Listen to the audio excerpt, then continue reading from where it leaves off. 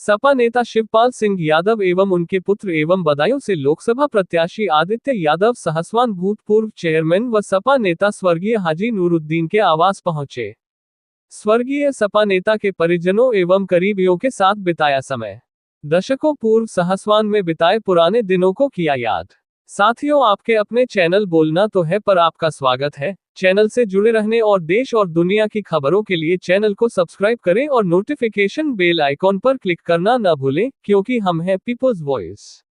Samajwadi party के बड़े कद के नेता और स्वर्गीय मुलायम सिंह यादव के छोटे भाई शिवपाल सिंह यादव एवं उनके पुत्र व बदायूं लोकसभा सीट से सपा प्रत्याशी आदित्य यादव ने सहसवान पहुंचकर भूतपूर्व सहसवान नगर पालिका चेयरमैन व कुछ दिनों पूर्व दिवंगत सपा नेता स्वर्गीय हाजी नूरुद्दीन के आवास पर उनके परिजनों के साथ साथ उनके राजनीतिक व पारिवारिक करीबियों से मुलाकात की और सभी से आगामी चुनाव में बढ़ चढ़कर हिस्सा लेकर उनके पुत्र को अधिक से अधिक वोटों से जिताकर लोकसभा भेजने की अपील की। साथ ही दशकों पूर्व सहसवान में बिताए पुराने दिनों को याद करके काफी समय दिवंगत सपा नेता के घर पर बिताया। काफी समय बिताने के बाद सपा नेता स्वर्गीय हाजी नूरुद्दीन के दामाद और मशहूर व्यवसायी व सहसवान में हीरो मोटरबाइक विक्रेता शाहिद खान के घर भोजन के लिए गए और वहां सपा नेता के करीबियों के साथ भोजन ग्रहण किया।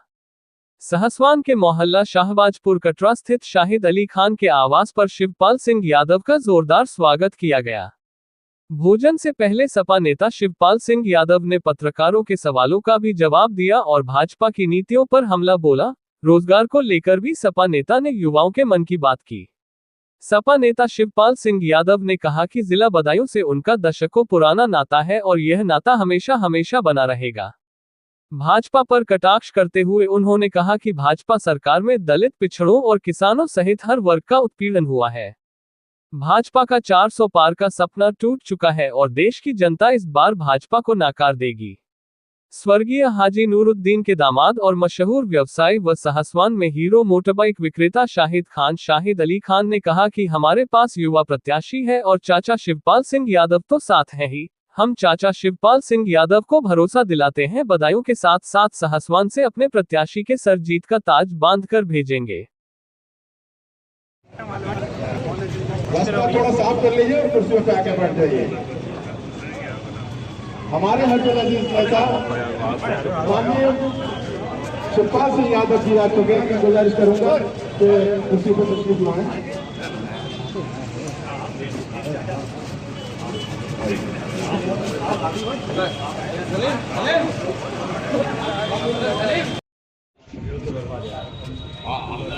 आजा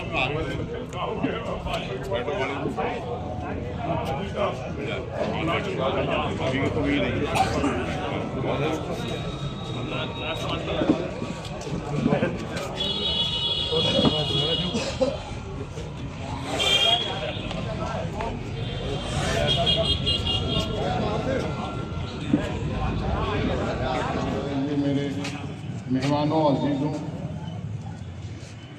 ज़्यादा न कहकर के सिर्फ मैं इतना ही कहूँगा कि हमारे चेयरमैन मरहूम चेयरमैन साहब, मेरे बड़े भाई नूरुद्दीन साहब,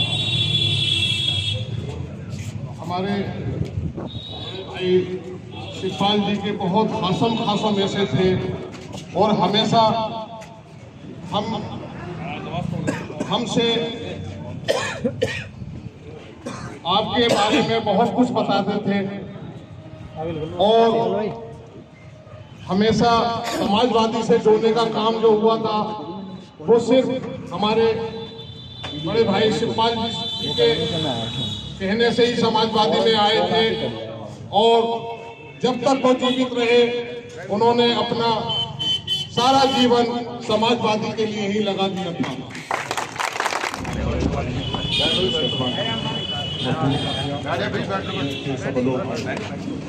देखिए, सबको मालूम हो गया है, हर चीज आपको पता है।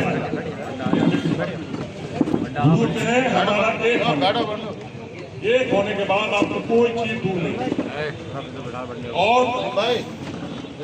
समाजवादी पार्टी एक ऐसी पार्टी है जो हमारे दिमाग की बात करती है, कोई दूसरी पार्टी नहीं। सेकुलर पार्टी हमारी समाजवादी है। हम उनका साथ दें तो वो सब कुछ बन सकते हैं और वो हमारा साथ दें तो हम सब कुछ बन सकते हैं। इस वक्त हमारा एकता होने की जरूरत है। दूसरी बात आपसे दरखास्त की है, जीत तो मिसाल हो रही है, मगर इस भूल में न रहे कि हम जीती गए एक एक वोट बनना चाहिए। और जितने बच्चे बेटे हमारे दिल्ली में हैं, मैं सबसे दरखास्त करूंगा कि बुलवा को उनका एक एक वोट डलवाने का काम करें। ये आपका मिसाल चुनाव है और बहुत मिसाल चुनाव है, इसको बिल्कुल ना लापरवाही में ना लें।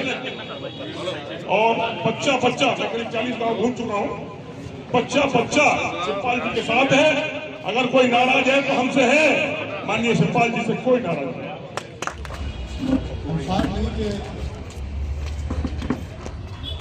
मुझे मौका मिला, आखिरी मीटिंग मैंने इस घर के लिए की थी मई में, और आज पहली मीटिंग शहर की इसी घर से कर रहा हूँ।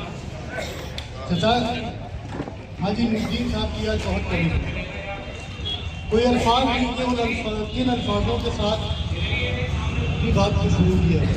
चुनाव लोकसभा का है, लेकिन जहन में पूरा निकाय चुनाव की तस्वीर वो 12, 14, 15 दिन सामने बैठा इतनी देर से यही सोच रहा था कि कहाँ से शुरू करूँ। चाचा के साथ हुआ करते थे, वो बात ही अलग हुआ करती थी। आप सब लोग उनसे मोहब्बत करने वाले जमात भाई के फोन पर एक संबोधन पर यहाँ पर आप इकट्ठा हो गए, खुशी की बात है। ऐसे ही अपना हाथ जमात भाई के सिर पे बनाए रखिएगा। खैर, बात लोकसभा चुनाव की हो रही है। अभी तक के हिसाब से चुनाव बहुत अच्छा चल रहा है और चलना भी चाहिए। सहसवान को हमेशा जीतते, चाहे 10,000 से जीते, 14,000 से जीते, और उम्मीद है इस बार 50-60 हज़ार से जीतेंगे इंशाअल्लाह ताला, अगर सब एकजुट रहे। मुसलमान इस तरह वोट दे ही रहा है, देहात से लेके शहर कस्बे से लेके सहसवान विधानसभा में मुसलमान इस तरह वोट देंगे। और बहुत से लोग और आप सब लोग अपने यहाँ के नाजिज लोग हो, जिम्मेदार लोग हो, आज आपके लिए मैं एक बात बताना चाहता हूँ। जैसे कि मेरे वालिद साहब ने आप लोगों की खिदमत करी थी, और इंशाअल्लाह ताला आपको ये वादा देता हूँ और आपसे ये यकीन दिलाता हूँ, उसी तरीके से मैं आपकी खिदमत में हमेशा तैयार रहूँगा। जिस तरीके से मेरे वालिद के कदम किसी उससे हटे नहीं, मैं आपको ये भी यकीन दिलाता हूँ उसी तरीके से ये मेरे भी कदम आप नहीं हटेंगे। ये चुनाव नहीं है। मैं आप एक बात बता दूं, ये संविधान का चुनाव है, लोकतांत्रिक बचाने का चुनाव है। हमें सबको एकजुट होके हमें ये जवाब देना है, हमें इस बीजेपी को हराना है। हमारा मकसद ये है बीजेपी को हराना। मैंने आपको मैं इस मंच के माध्यम से बताना चाहता हूँ, मेरे लिए कहा, इसके लिए कहा, मेरे साथ में इलेक्शन लड़ने वाला है, उसे भी उसके साथ में भी मुझे एक मंच पे आना पड़ेगा, तो मैं तैयार हूँ। मैं चचा को यकीन दिलाता हूँ, चचा आप वैसे तो बधाई होगी, इंशाअल्लाह ताला जीतेंगे, बिल्सी भी जीतेंगे, मगर सहसवान आपको इम्तियाज बना के दिखाएगा। सहसवान हमेशा आपके नेताजी के साथ रहा है, आपके अखिलेश यादव जी के साथ रहा है, आपके साथ रहा है। आप सहसवान के लोगों से बहुत अच्छी तरीके से वाकिफ हैं, आप सबको जानते हैं। और चाचा मैं यकीन के साथ दिलाता हूँ, जितने लोग हैं सब अपने अपने यहाँ के सब जिम्मेदार लोग हैं, इसमें प्रधान भी है, मेंबर लोग भी हैं, PTC लोग हैं, सब अपने अपने यहाँ के जिम्मेदार हैं। आप सब लोग ये यकीन दिलाओ, और ये यकीन दिलाओ चचा के लिए कि हम सब लोग चचा को दिल और जान से ऐसी मेहनत के साथ।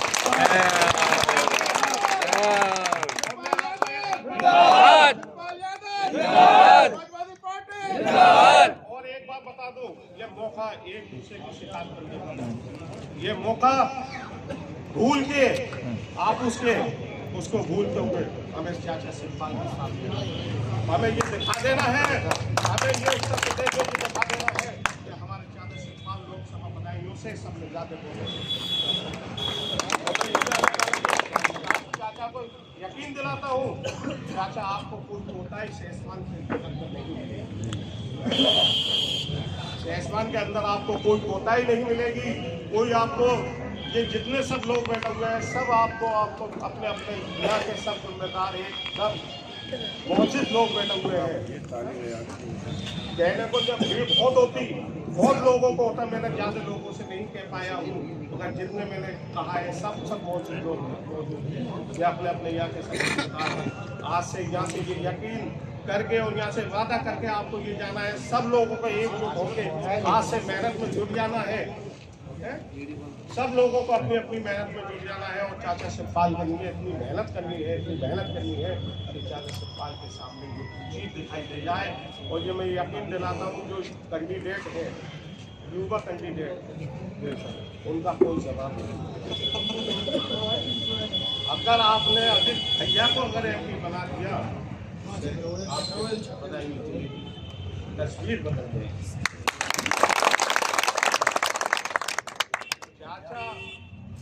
चाचा का आप लेकिन कुछ तस्वीर बदल जाएगी।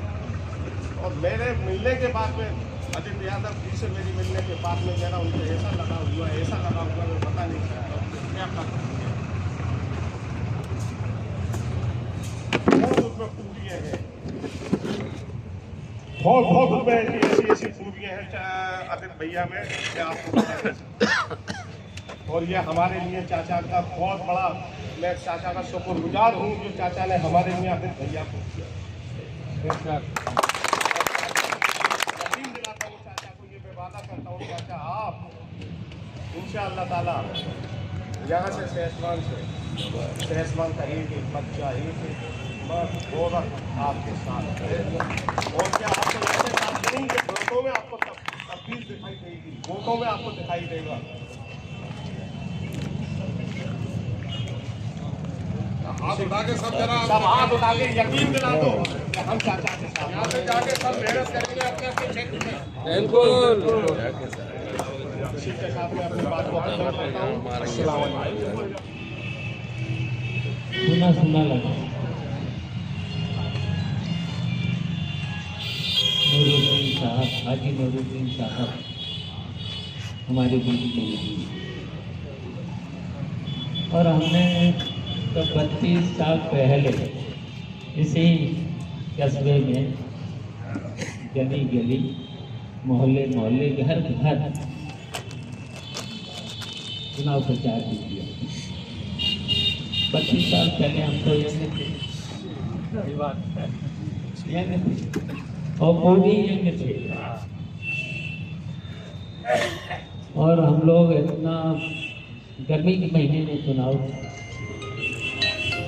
जून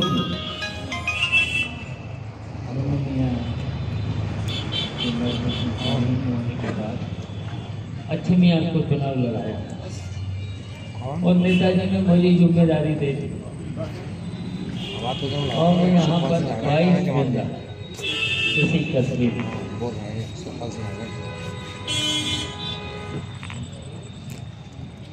तो आज बहुत उनकी याद करेंगे। तो सबसे पहले हम उनको याद करते हुए नमन करते हैं, सलाम करते हैं, और इसलिए भी कि उन्होंने इस कस्बे की बहुत सेवा की, और ईमानदारी के साथ कोई भी उन पर कहीं बेईमानी का कहीं पर भी आरोप लगा नहीं सकता। और यहाँ के लोग उनको बहुत मोहब्बत भी करते थे, और आज भी याद कर रहे हैं। और हम जानते हैं कि ऐसे लोग मरहूम नहीं होते, क्योंकि जनता उनकी हमेशा याद करती है, उनके आचार, उनके विचार, उनकी हमें हमेशा उनके करना पड़ता है। आज उन्हीं के बेटों ने आपके सामने कहा है कि उन्हीं की तरह से हम इस कस्बे के लोगों को प्यार करेंगे, इसलिए करेंगे, उनके साथ रहेंगे। और आपने देखा यह है कि उन्हीं के साथ आप सब लोगों ने हाथ उठा करके अभी कहा है इस चुनाव में हमसे कहा है कि आपको चिंता करने की बात नहीं है। यहाँ से नेताजी भी चुनाव लड़े, 54,000 से जीते, और आपकी तो कहा कि उनसे ज़्यादा जिताएंगे।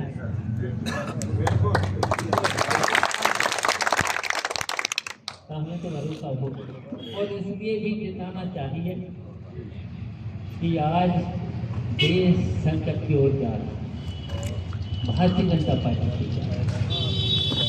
और ये भारतीय जनता पार्टी इतनी झूठी है, झूठी के साथ बेईमान भी है,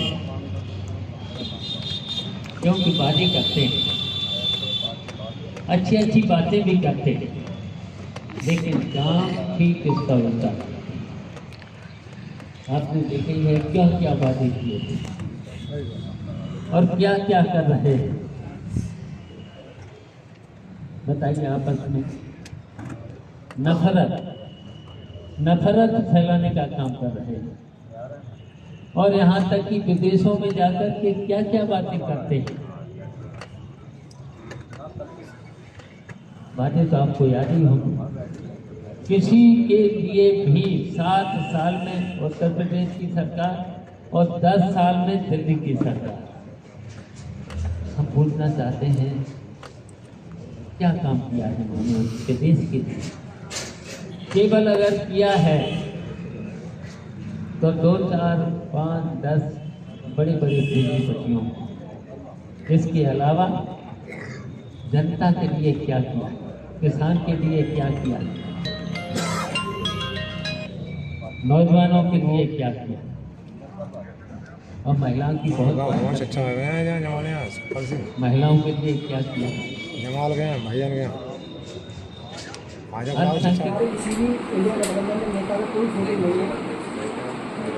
देखिए, उसमें ऐसा नहीं थे, लोगों ने तो भाषण भी किया, और भी कार्यालय में हम लोग इंडिया गठबंधन डेली मीटिंग कर रहे हैं, साथ और कई मीटिंग हो चुकी है।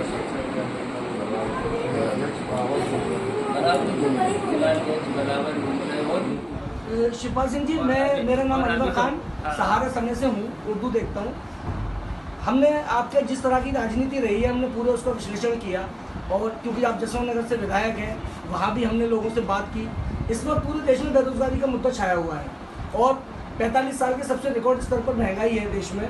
सहसवान की अगर हम बात करें तो शिक्षा के क्षेत्र में बहुत ज़्यादा पिछड़ गया, और यहाँ पर माइग्रेशन एक बड़ा मुद्दा है। यहाँ के लोग दिल्ली और आसपास चले जाते हैं कमाने के लिए। बेरोजगारी सहसवान का भी एक बड़ा मुद्दा है। जसवंत नगर की अगर हम बात करें तो आपने वहाँ बड़ा अच्छा काम किया है, नौकरियों पर काफ़ी काम किया है।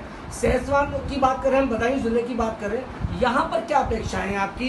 लोगों की आपसे ये अपेक्षा है कि जिस तरह से आपने जसवंत नगर में किया, क्या एक मैसेज देना चाहेंगे यहाँ के नौजवानों के लिए? क्योंकि यूथ एक बड़ा खेल खेल सकती है इलेक्शन में, तो यूथ से आपका क्या कहना है? देखिए, अभी भारतीय जनता पार्टी की वजह से, देखिए 10 साल से भारतीय जनता पार्टी सरकार केंद्र में है, 7 साल से यूपी में है। तो इस सरकार ने देखिए बेरोजगारी, महंगाई और भ्रष्टाचार चरम सीमा पर बढ़ा है, और इन लोगों ने वादे भी बहुत किए थे। वादे में इनका था कि हर वर्ष 2 करोड़ लोगों को नौकरी मिलेगी, ये भी मुद्दा था। लेकिन अगर ये 10 साल हो गए तो 20 करोड़ लोगों को नौकरी मिल जाना चाहिए। हम तो हर गांव में गए, तो हर गांव में वही समस्या आती है, पढ़े लिखे लड़के। तो जब पढ़े लिखे लड़के बेरोजगार घूमते हैं, आत्महत्या भी कर रहे हैं, डिग्रियाँ भी। और इस सरकार ने तो आप देख रहे हो, इन्होंने वादा किया था हर साल हर विभाग में भर्ती करें, और जब करते भी, और CBI का, ED का, सब पर कब्जा, न्यायालय का भी कब्जा करने का। मेरा सवाल ये था कि बदायूं का नौजवान आपसे कुछ अपेक्षा चाहता है, क्या आपके कोई ऐसी घोषणा जो नौजवानों में एक असर जाए और नौजवान प्रभावित हो? बेरोजगारी का हमारा मुद्दा है, पहले भी नेताजी के साथ नौकरी देंगे, पहले तो नौकरी देंगे, अगर कहीं नौकरी जिस लड़के को नहीं मिली है उसे बेरोजगारी का भत्ता भी दिया है। तो सर मैं तो नौजवानों से कह रहे हैं ना, आह्वान कर रहे हैं, इस चुनाव में कहाँ है साथ हमारे। सर जब नौकरी नहीं तो उन्हें रोजगार तो देना ही, उन्हें इतना रोजगार देना है।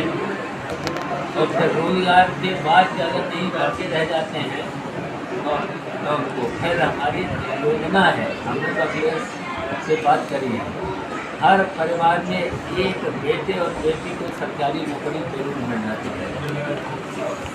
हमारा तो ये है। जहाँ प्रत्याशी जो है आदित्य यादव जी हैं, कल नामांकन भी हो गया। अब तक तो ये संशय था लोगों के मन में कि चाचा जी लड़ेंगे या आदित्य यादव लड़ेंगे, अब ये कल बात बिल्कुल स्पष्ट हो गई है।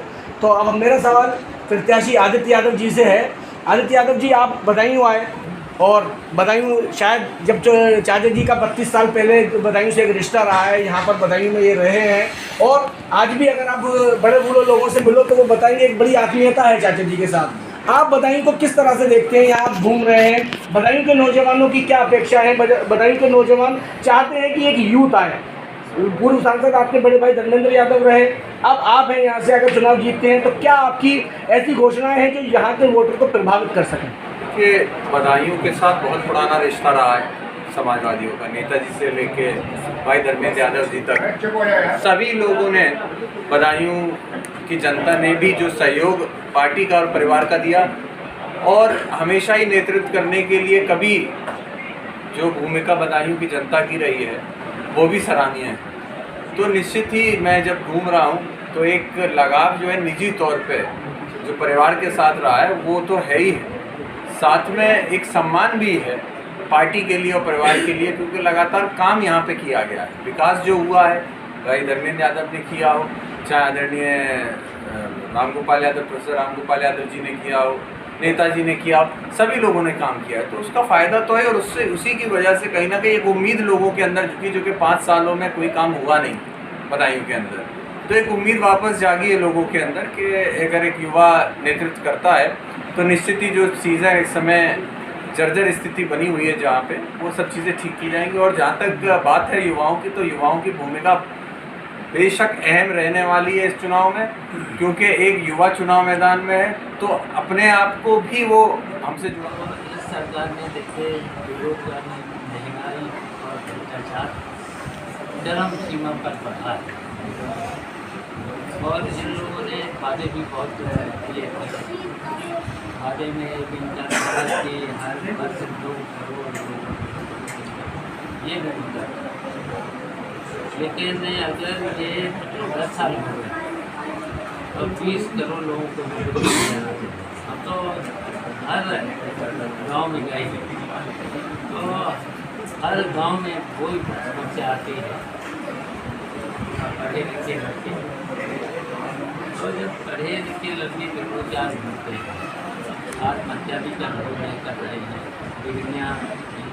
और इस सरकार में तो आप देख रहे हो, उन्होंने वादा किया था हर साल हर विभाग में भर्ती करेंगे, और जब पेपर होता है लीक हो जाता है, पेपर होता है ना, और 2-2 हज़ार रुपये लड़कों से जमा भी कराते हैं, फिर बहुत दूर दूर सेंटर भी डाल देते हैं और फिर परीक्षा भी होती है और परीक्षा देके घर पे नहीं आ पाते हैं, तब तक पता चलता है लीक हो।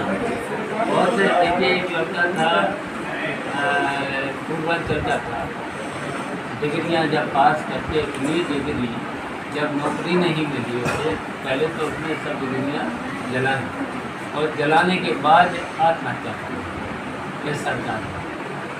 जब 5 साल में एक भी भर्ती नहीं हुई और आपने देखिए हम लोग सरकार में रहे, देखिए भर्तियाँ भी हैं पुलिस में, पीएससी में, तब भी बहुत अड़चन लगाई गई, तब भी बहुत अड़चन नहीं, भारतीय जनता पार्टी देश में थी, तब भी बहुत अड़चन लगाई। अच्छा ये जानते हैं सभी पर कब्जा। क्या एक्सपीरियंस है कि जिस तरीके से ये गढ़ है समाजवादी पार्टी का, क्या लगता है कितनी बड़ी जीत होगी? देखिए 10 से बड़ी जीत होनी है, मैं गुजरात में भी होनी है और शहर में और जीत मांगी है, दसौली में भी मांगी है, तुलसी में भी मांगी है, सभी जगह। और ये सहसवान और गुजरात को एक तरह से समझ लीजिएगा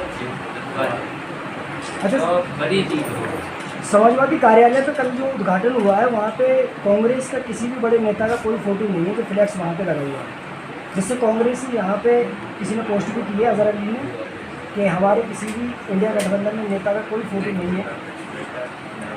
लेकिन उसमें ऐसा नहीं थे, लोगों ने तो भाषण भी दिया और भी कार्यालय में हम लोग इंडिया गठबंधन डेली मीटिंग कर रहे थे साथ साथ, वो कई मीटिंग होती थी